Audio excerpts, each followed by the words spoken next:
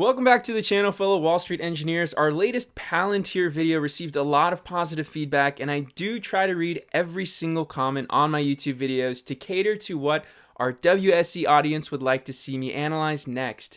In this video, I'm going to go into a deeper dive as to what exactly is the technology behind Palantir.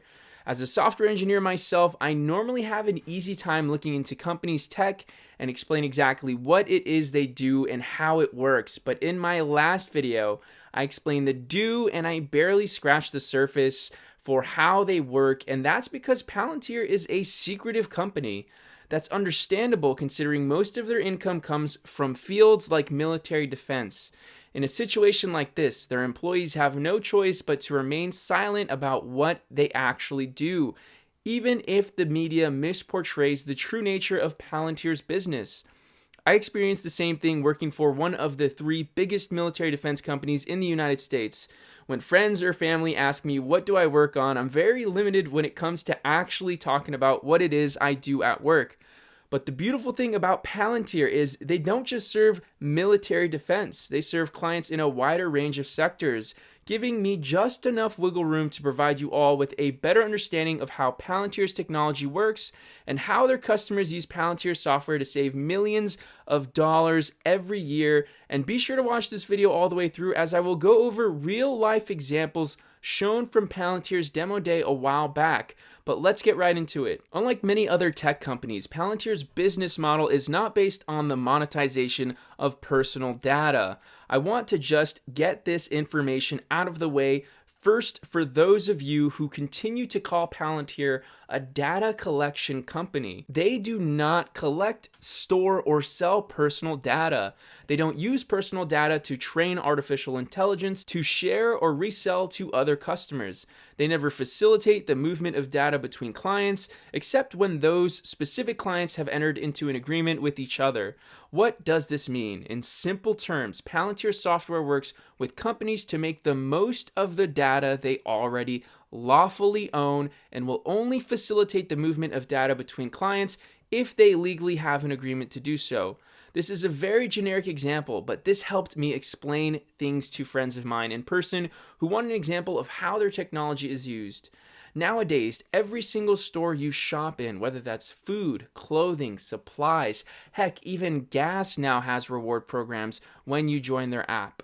For example, McDonald's. Now, whenever you go to McDonald's, you log onto the app, earn points, get discounts, and alerts for free fries when your hometown baseball team wins a game. For the average individual, you wonder, why is McDonald's practically giving me free food when I use their app, calling them idiots? But you're missing what's truly going on. The world is driven by data. When you make your account through their app and any other reward program driven application, you give the company the rights to the data that is driven via the application. For example, Tommy logs onto our app once a week and orders a chicken sandwich and fries once a week. Sometimes he'll order something new if our app provides a great deal. Tommy, on average, eats at our store once a week, but when additional deals become available, we increase his weekly visits by threefold. Now, Tommy is just one person. McDonald's has over 100 million accounts gathering information on each and every one of you. This is where Palantir software comes in and ensures you're getting the most of the data you already own. Great, so based off 100 million users, we can remove XYZ off our menu and save 15 million a year in food waste costs. Again, very broad example, but it helps push the idea out there. Of course, Palantir isn't here to just save McDonald's money.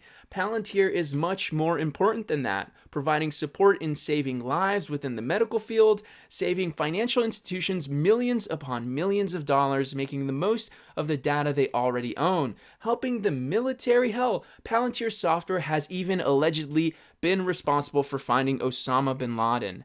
Now let's get into more depth. Palantir builds digital infrastructure for data-driven operations and decision-making. Their products serve as a connective tissue between an organization's data, its collective capabilities, and operational execution. Palantir's platforms tie these together by bringing the right data to the people who need it, allowing them to take data-driven decisions, conduct sophisticated analytics, and refine operations through feedback. This infrastructure helps organizations bring the right data together at the right time to answer complex questions and make intelligent decisions. This is particularly valuable when existing systems are fragmented and essential information is held in silos that can't communicate with each other.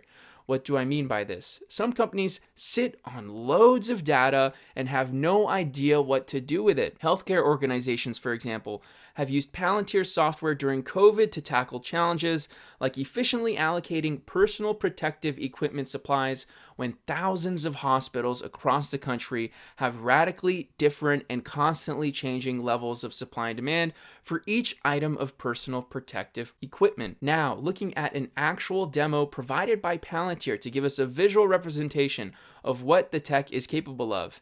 Here we have a healthcare example where Palantir is creating analytics for patients with lung cancer using the available clinic and imaging data from a healthcare institution. Palantir is able to digest this information and create different analytics using specific filters. A very simple one here is Palantir is using an age filter to filter down information from a large batch of hundreds of thousands of data into only 16,000 patients. Yes, that sounds simple, but a generic application that majority of hospitals use today will take a very long time to generate a filtered list just off a similar single category. Age in this instance, while Palantir's tech is able to generate the results in a matter of seconds.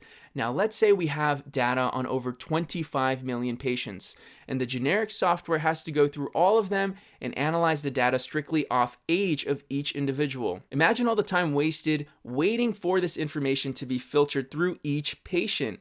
That's a lot of time going to be spent, and time is money. Now, that was just the age of a patient to be filtered. Now, what if we wanted to filter the disease from patients after inputting the patient's symptoms? Now, that's a lot more complex, and different algorithms will be involved to filter out that information.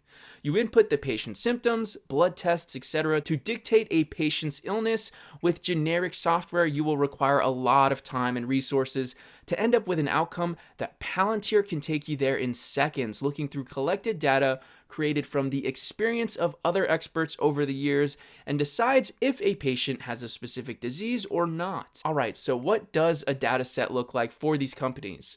A more simple example, think of a Microsoft spreadsheet that is categorized by certain things. Like our medical example from earlier, the spreadsheet can have age, gender, symptoms, disease type, blood tests, etc. The more data companies collect, the better their future will look, and the sooner they start using Palantir's technology, the better position they're in for the future of the company. Because you can continue to collect data now and wait until later to ask Palantir for help to manage that data, but the cool feature Palantir Foundry has is once it digests all your current data, it can tell you what data to start collecting next that will benefit decision making moving forward. All right, continuing our medical example, we've now got all the data and Palantir has completed filtering it. Now, Palantir will take the filtered data and create a predictive case via something called the neural network. In this case, disease recognition can be used where one patient is coughing and the other has a fever. The prediction could be the first patient has a mild cold, while the other has COVID after digesting other information provided to the software. Next up, Palantir will provide the option to take in new data and output the analysis and potentially predict issues in a visual model, but it has to be coded using the 3 coding languages. Python, which is one of the easiest languages to master, and in this case is used for the artificial intelligence portion of this model, then R code, and finally SQL. But the crazy thing here is Palantir software doesn't just catch the potential issue. It also provides a template to show you how to solve the issue in a matter of weeks. And it isn't just for the medical industry. Manufacturers can trace quality or better manage complex production portfolios. Global logistics networks can optimize trades, or energy companies can optimize production using massive scale data from hundreds of assets across the world. One example was actually provided from the demo day showing how battery manufacturing could be improved. More specifically, lithium-ion batteries, as the rise of demand coming from electric cars becoming more of a norm than they used to be, and manufacturing face really hard challenges of increasing quality while reducing costs, and all while having a supply shortage thanks to COVID. But with Palantir Foundry software, they are able to deploy a system that uses sensors to gather data and store them in a stream in real time to track the end-to-end process of battery manufacturing, with the sensor already being present in many manufacturing plants across the country. With this, the customer can trace the status of each manufacturing plant. In this example, during demo day, the software found a problem at a specific plant, providing collected data so you can get a deeper look at what is going on and solve that problem as soon as possible, which then saves time, which then saves the company money. In this example, it looks like the plant was running low on a specific supply in order to get these batteries built. So the software helps auto-generate orders for parts or raw material needed and schedules it during a safe and cost-efficient period. This same technique is used in other sectors to maintain high levels of quality assurance and preventing failures, which sounds amazing for any company. But one in particular comes to mind that could benefit from this software and generate steam in stock price for both companies via a partnership. That is Tesla, which, may I remind you, is constantly dealing with production delays, and both Elon Musk and Palantir's Peter Thiel have close ties. But that is it for this video. Thank you all so much for watching. Be sure to leave a like to push the positivity towards the stock to other retail investors, and be sure to subscribe so you don't miss out on any future content. But until next time, I will catch you all in the next one.